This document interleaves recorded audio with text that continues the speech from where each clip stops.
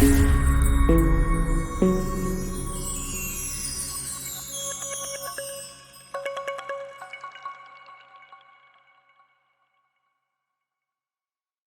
you have a vision, no one's gonna see it.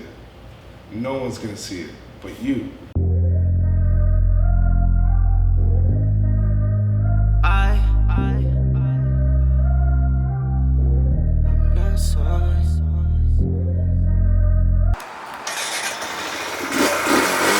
Here at DTI, man, we don't just work hard, we play hard.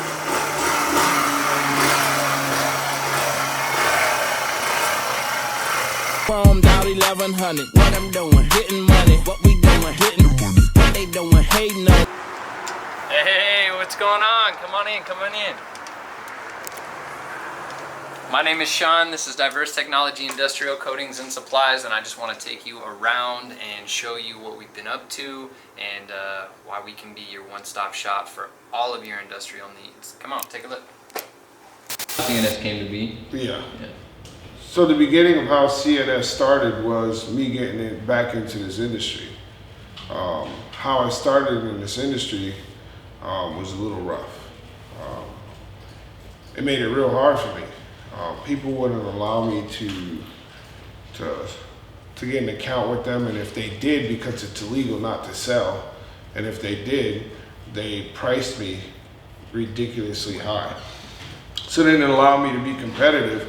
But I still found my way. And I was truly grateful for that because it allowed me to understand how to navigate through adversity. So as I was going through the process, these big manufacturers, they showed me a lot of things. One, they showed me that they're biased, okay?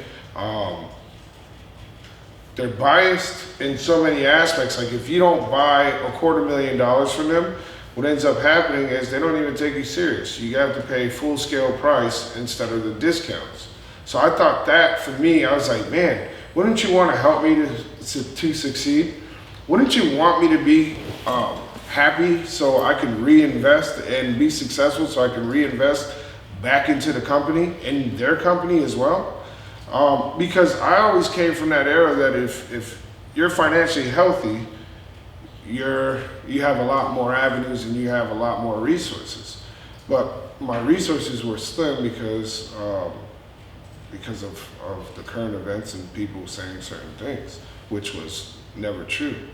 So moving forward, I started realizing that if I'm going to be something in this industry again, I'm going to be it based off being independent and not reliant on anybody. So I started working through and started scouring and kind of just seeing like what my options are. It was crazy because I had to write my account number in certain manufacturers under a different company name, under different jobs, so that way they wouldn't leak the information to other people. So I was like, why would I have to go through all of this? Like, what is going on? So it was real difficult. And then I started looking at pricing. Pricing for a unit of something being 3 digits was kind of like astronomical for me, especially as a startup company. So I was like, how much money do these people really make off of this? And it was really, it made me curious to see how much they're actually making off of me and how many people they're breaking off. Here's the other part is companies that are owned by the stock market or that have, shareholders, their job is to appease. That's their only job, is to appease the shareholders. So every year you get a price increase. Every year, even if the raw cost of goods hasn't gone up, that's their favorite line. Remember that. Every year they're gonna come to you and say, well, such and such, I had a price increase. I'm sorry to do this to you, but things are gonna go up. And it ranges between 5 and 10%. But if you spend X amount of millions of dollars, you get to leverage that till about 3%. I've seen that before. So I never understood that, and I didn't like it because every year now they started giving me a price increase. So in the meantime, Shaun was my IT guy, and he was coming around, and I seen that he knew how to program things. I seen that he had patience in retail. I seen that he put me on priority. I also know that he knows all the software that we use. So I was like, there's a lane here for him. And his personality is really, the patience part was really amazing to me, because that's what you need for retail. Because you find a lot of people, some people become difficult, some people, and there's great people. So you need to be able to accept great people and difficult people. So I started talking to him, I'd say, how long ago? 3 years? 3 years ago, where it's like, I was like, hey man, why don't you jump over this side, and I can give you a role here that would suit you really well. And he was like, he told me at first, he was like, nah, I'm good where I'm at. I was comfortable. Yeah. I was comfortable. He was comfortable. So he would come around all the time, because all my computers and everything were he built. All my internet, anything that has to do with IT, he took care of. So he would come around, and I'd throw the bug in his ear, once in a while, and saying, look, this would be a great move for you when you're ready. But it had to be in his time, and I think it ran its course. And from that point, he came to me and said, okay, I think I'm ready. Yeah. Said, all right. And at that point, my job was to, okay, where are you at and where you want to be at? So immediately, he came over and transitioned over, had a financial increase immediately, and we went to town. The biggest thing with him is, like, I had a vision. My vision was keep it simple, but have him shadow me for the next 90 days to see what I'm actually trying to do. So here's what we ended up doing. We were looking for manufacturers that would manufacture our chemistry, and we found it. We found it, and at that point, it took a little while to secure a deal, but after he shadowed me 90 days, we were out looking for manufacturers, because my whole intention was becoming independent. People say I'm independent, but I was really trying to chase the beauty and the essence of independence.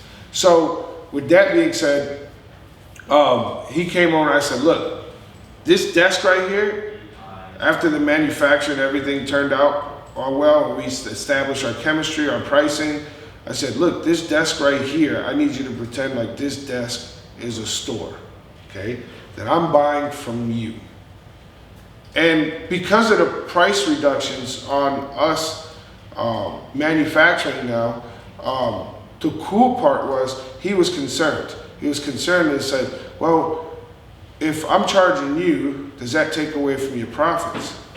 I said, no, because you upcharging me still doesn't even come close to what the other manufacturers were charging me. And it wasn't until that point where I heard that it really kind of even made sense to me, because I mean, you mentioned independence, and you mentioned, like this is what we're doing, but really what's the point of independence if you're locked into and have no other choice but to purchase from somebody who's gouging the shit out of you? Right. So I mean, in retrospect, afterwards, I still didn't completely understand, but when I asked the question and got that answer, is, we moved from over here over to here, and now because we're in this position, the price point at which you're selling it to me after you've already marked it up still isn't even touching the price point that the other place was charging. So we were able to make profits on both sides. So I had a warehouse. I rented a warehouse, and I said, this is going to be the store. I had plans, but I was using it at a warehouse for the parent company, so it could pay for it, the parent company could pay for it, as we're building a plan to build profit, to turn over into a store. So July of 2018. Yep. We started that process. We standardized things where he's the store, literally in his head, he was a store, on that desk. And we already had the warehouse because our parent company needed it. So the parent company was paying for it momentarily. Well, the coolest part about that whole thing too is the fact that because we established that, we went through exactly what we just explained, and we have here now in this office, my desk is the store. It afforded us the time and the capability to work on the physical store while my desk was still the store, if that makes sense. Yeah. You know what I mean? So we found a way after we had that conversation about the pricing and why are you doing this and is it taking away from you? And once that was established, like we ran forward with it, and that store right here started generating $60,000 to $80,000 a month. Clean. So it was the coolest thing. So we started taking that money, right? And we let it build up. And it was very keen. Like, so I started buying from him. He's selling it to me. He never even seen the material. And then it was getting shipped from our manufacturer. So he's making money without even doing it. It's a paper shuffle. So instantly, both establishments are now making money. Okay? So he's generating now 60 to 80,000. Now keep in mind, a month. So keep in mind, the crazy part is that we don't get paid for 30 to 90 days. So it's kind of delayed money, right? So if July, we finish July, I'm not really seeing the money till September. correct. So what we started doing was implementing cash reports. So my job was to tell him is, okay, now I need to train your head to understand where your money's going. Because I treat it like it's his store, right? I'd say, if you want this, you gotta take full responsibility and you gotta understand financial analytics. So he would, as soon as we get paid, we have a model in our business that as soon as I get paid, you get paid.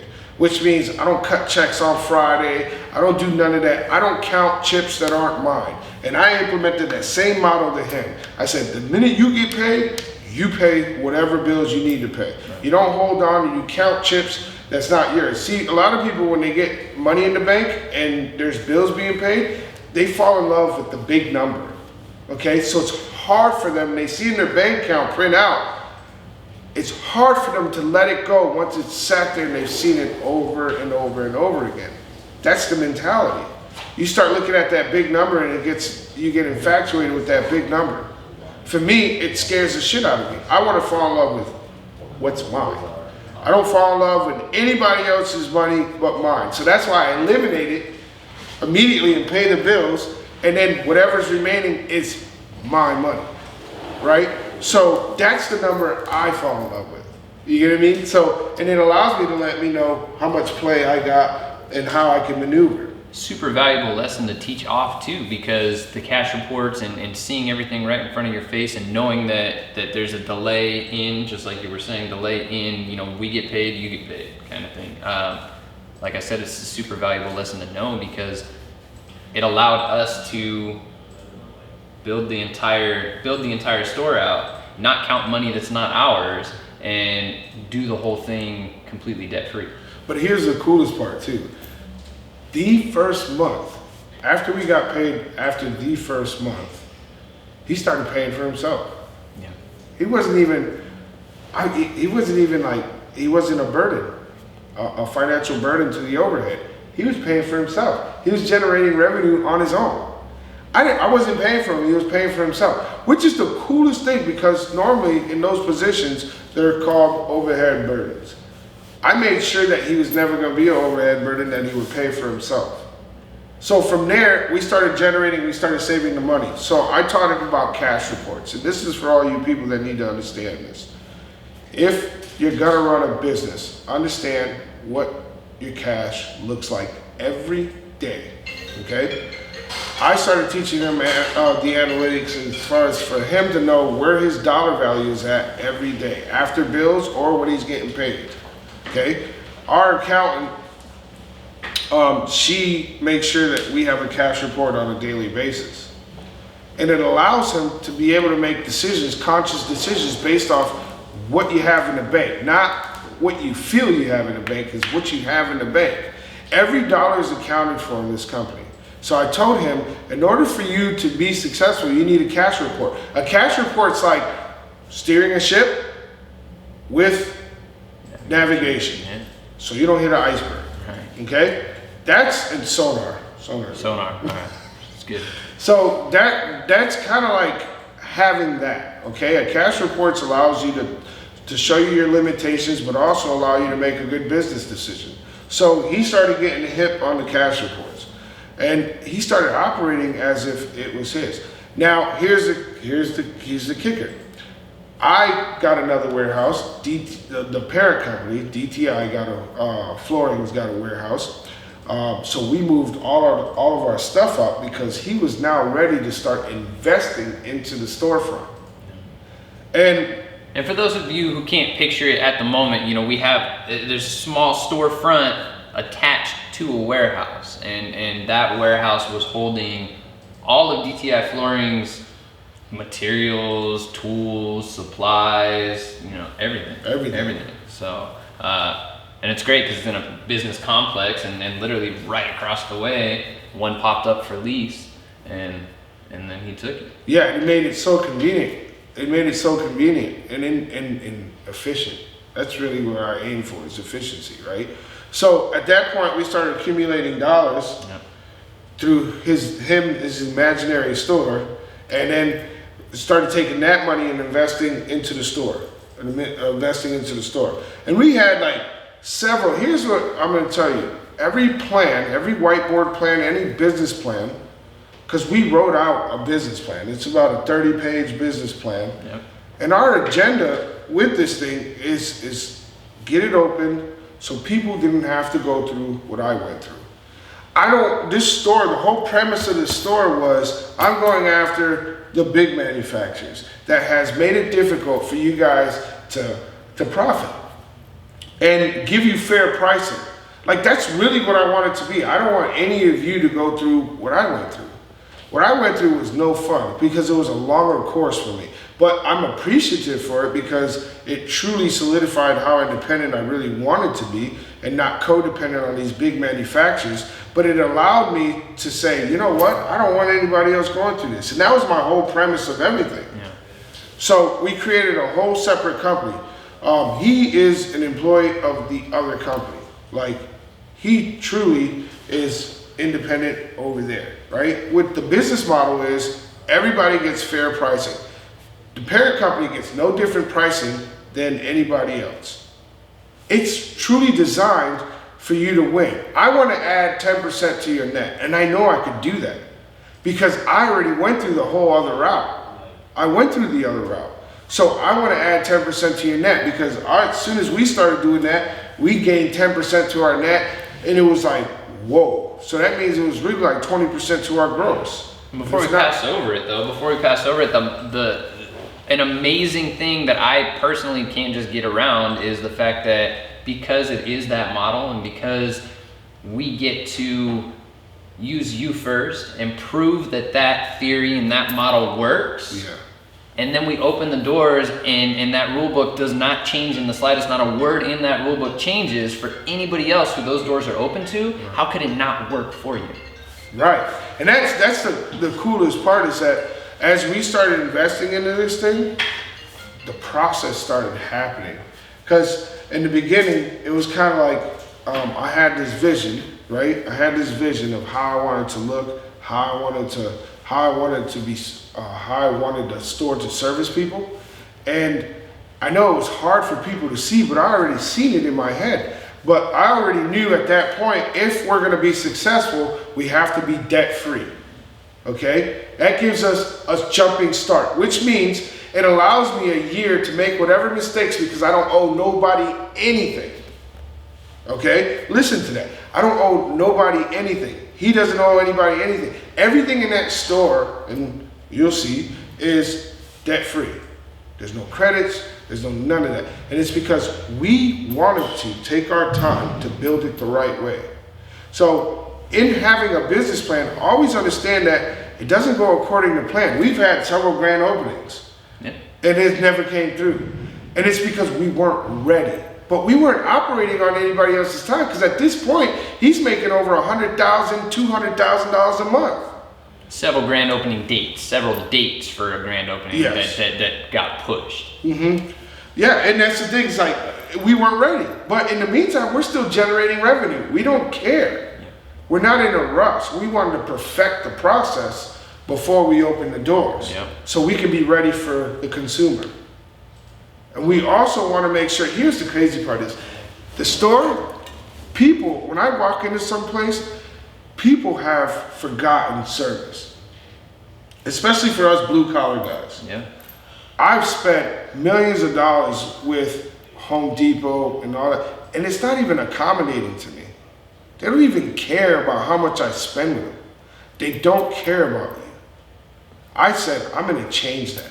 The blue collar worker deserves a nice place when they walk in, that showroom is nice. The other thing people don't consider is all these blue collar workers, they go to work and they're malnutritioned. They don't eat in the morning because they try to sleep in as much as they could before they beat the alarm clock to get to work on time. I said, that will never happen on my watch. We will feed everybody in the morning that comes to the store. You'll have a breakfast sandwich, you'll have some drinks, you'll have some coffee, you'll have some fruit and snacks ready for you. Because we understand the sacrifice that you commit. Do you know why? Because I've been there. I personally been there. I know what it takes. Every business that I've built was from my hands and knees. I literally, my own sweat and my own blood, I've created and I've contributed on the labor side.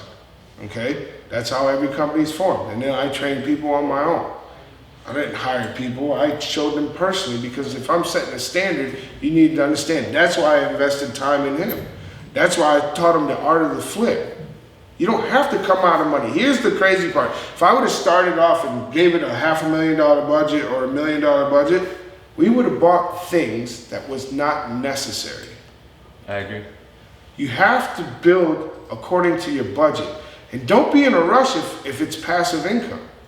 So for us, this was passive income that was building up to build the store. I didn't come out of my pocket after the third month. The only thing I came out of pocket was for the rent, waiting for the money to start coming in. After that, it's been paying for itself. It's not a burden to the parent company. Mm-mm. It's been paying for itself after the second and third month. So I didn't inquire any cost burdens on it only for the first 3 months. It was a 3-month initial investment. And I've gotten my return on investment 100,000 times over again. During that process, during the entire process that you just explained, though, is the blue collar worker now, because it's been that way for so long, has an expectation as to what they're going to walk into. Right. And that expectation matches what they've been walking into for years and years and years and years. Right. And now we want to change the game a little bit and walk in so that you can get a cup of coffee and breakfast sandwiches and pastries and you don't have to pay for any of it, because like it's our token of appreciation. But how about a nice for you? Right, but how about a nice presentation when you walk in? And an amazing presentation. You want to walk in there and it's, beautiful flooring. It's jewelry display cases that are actually holding some of the tooling that we offer. It's big brand names that are all spread out to very easy to navigate, and it's a super friendly staff that's just waiting there for you. And because it's a smaller environment and it's not a Home Depot warehouse or any sort of warehouse or just these big huge box retailers to where you get the vibe and the expectation that they don't give a shit about you. Right. Now you're walking into a family-friendly environment. You know what I mean? A family-friendly environment where you can get the product that you need, the knowledge that goes along with it, and everything else that goes along with it as well. I mean, everything from tools to electronics if you need it. It's amazing. And that's the crazy part is we said, what does the average blue-collar worker go through on a daily basis? First, we figured out malnutrition. Yep. Second, we figured out because they got out of bed in a rush, that they forgot their phone cables, car jacks, whatever it may be, or they have a cracked screen and they haven't been able to repair that because they have no time, and when they do come out, they're tired, and when they're home in the weekends, the family demands their time, so they really have no time for themselves. Guess what? We accommodated all of that and tooling. Like you can repair your phones there. You miss your phone jack, no problem. You can get that, and it's cheaper than all these other big box stores. And I get everybody's got different overhead burdens. I understand that, but I want to bring honesty back to the game because people weren't so honest with me when I started this company. So that's what I want to give you guys is honesty, and that's where this is such a perfect situation because he's one of the most honest people I know. So it works out really well. Now here's the kicker. As we're building this, we had to start from scratch and the process wasn't really clear. It was like we had to go through it. Yeah. Okay? I've never had a retail store. So we had to figure this out as we're going through the process. I just know the art of the flip. But we wanted to figure it out with the mindset of for you, by you, essentially. Yes. You know what I mean? Yeah. Like for the blue collar, by the blue collar. Right. It's something that we go through every single day. Right. And so why not take the time to brainstorm and come up with real life problems that we face on a daily basis out there. Right. And do everything that we can to put in our store the solutions to those problems. At a cheaper price. At a cheaper price. See, that was the big thing for me. I want you to bring home more money. I want you to have those big vacations, but I'd rather you see and invest in your company first. I want that for you because I believe that once you financially get stronger, that you're gonna come back and we're gonna build together. Because you want me to win, I want you to win. Because this whole model is designed for you to win. And that was the thing. As we went and got an interior designer, Yep. we 3D'd the thing. This wasn't half-assed. And we got banners to motivate. That's the other thing is, where's your inspiration? Like for us, we want to inspire you guys. We got banners with quotes. We got pictures of reflection where people could actually like get uplifted that day.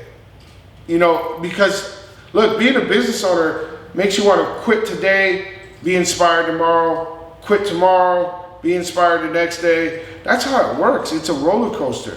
And all I want to do is when you come into the store and you see Shaun, that you're appreciated. That keeps you going. Because I remember, you know, the times where I'm like, man, I don't want to do this shit no more. Those things kept me going. I'm inspired by people and their service that they give me. Now, if you're down, it puts me down. Yeah. You know what I mean? If pricing's unfair, it puts me down. There's a whole lot of things that I have to go through on a daily basis that I don't want other people to go through. So that's why this was truly inspired. And you'll be able to see the whole process. We're gonna put it up about how the whole process started. We're gonna try to put pictures of the before and after. But keep in mind, this took 1 year to build. Yeah. But I didn't come out of pocket. Let that trickle. It didn't come out of pocket.